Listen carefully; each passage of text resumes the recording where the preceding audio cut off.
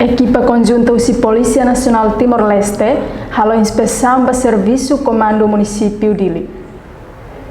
Comandante Polícia Comando Município Dili, Superintendente Chefe Henrique da Costa, ba jornalista Sira e Comando Município Dili, Lorenzano Loresinsia, Fulanzaneiro Tinane, Hateten. Equipa conjunta USI Quartel Geral Polícia Nacional Timor-Leste, composto USI Inspeção Geral PNTL, no Departamento de Justiça, halo inspeção ba Serviço Município Dili Nian.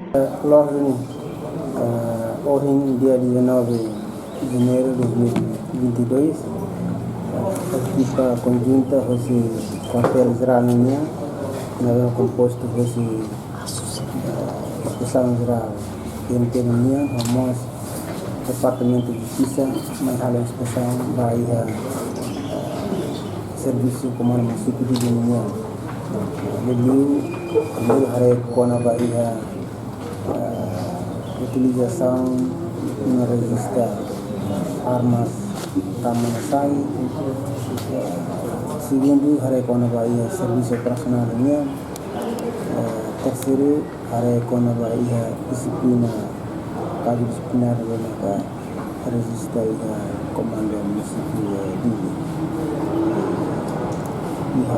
Lorong roda kita dihadang karta Excelência Rural da PNTL, então itu orientan bahitanya sekolah sira, nomor seksama novena ke relevante para teman hari prepara dados informação para equipa ba ihasirnya sekolah ke bahasirnya fatin sira bela fornece ke bela oferece dados novena ke lo dados novena ke pedido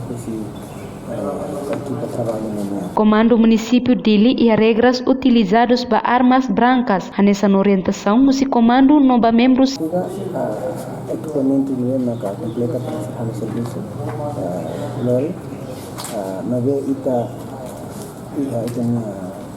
regras, quando halo serviço, usa armas, pois quando remata serviço hatam dengan orientação mereka atau komando itu continua bahagia membusi itu para teman dan anak dia lalu wasida ekipa inspeção geralnya bahala inspeção bahan tereng usir boleh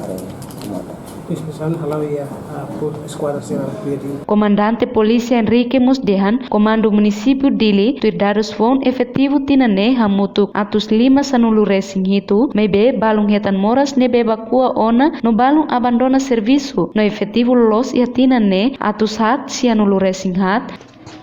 Maibe balung hetan moras nebe evacua ona no balung abandona serviço no efetivo lolos e atinane hamutuk atusat sianulu racing hat. Reportagem Dirce da Cruz Adaza Vieira, Televisão Timor Post.